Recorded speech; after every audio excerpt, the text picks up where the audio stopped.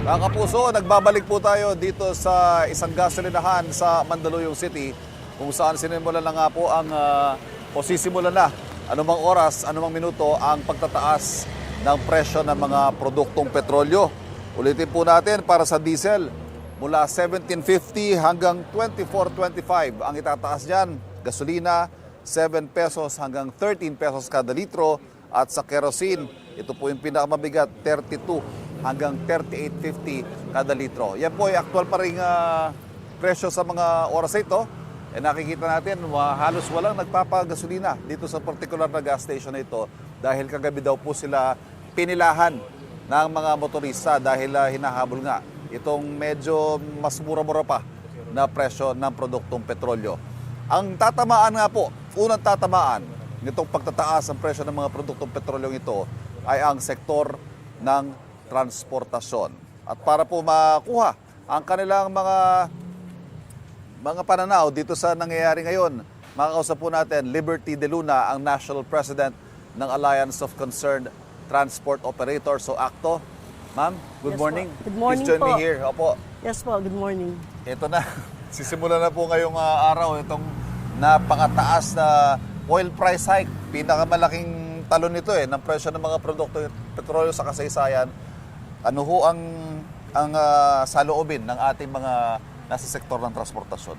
Good morning po, Luzon, Visayas, Mindanao. Sa ACTO po at sa transport, talagang malaking dagok po ito, Sir Ivan. At kami po ay didiretsa ko na po ang panawagan ko sa ating presidente na ilabas na rin po yung fuel subsidy namin at bigyan po kami ng maayos at mabilis na pagkubra.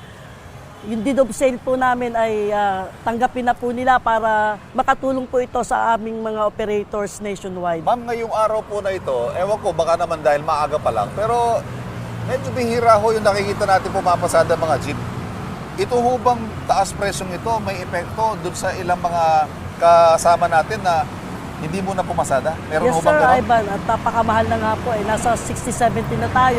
Baka ngayon umabot na po tayo sa 70-80 na po. At ito po ay talagang walang humpay na pagtaas ng ating diesel.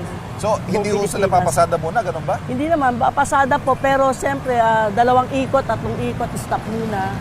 Para lang po may mabili kami ng pagkain sa aming pagkainan. Ang sinasabi ho ng mga nakausap natin super ito nakarang araw, 500 kada araw na lang daw ang kinikita nila, minsan wala pa. Yes, ngayon po. kung ganitong presyo ng produktong petrolyo, ano kaya magiging epekto nito?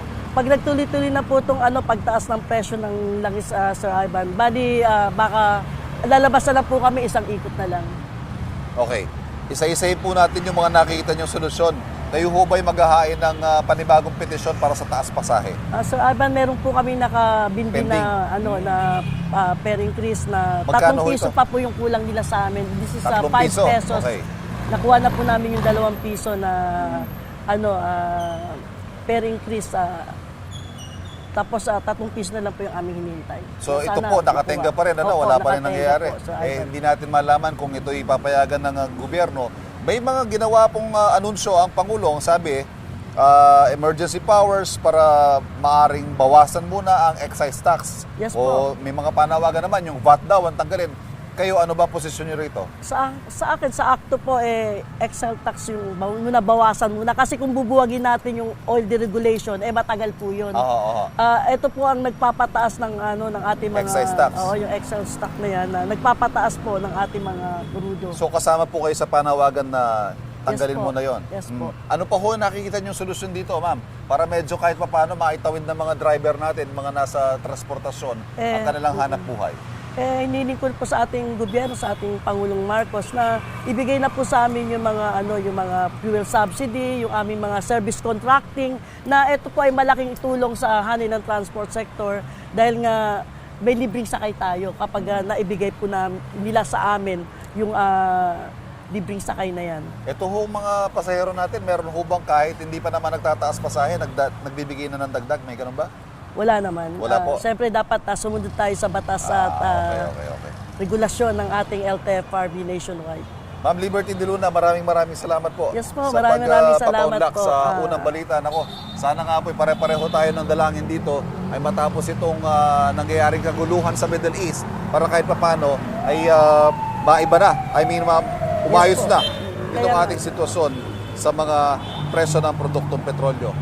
Kapuso, huwag magpapahuli sa latest news and updates. Mag-iuna ka sa balita at mag-subscribe sa YouTube channel ng GMA Integrated News.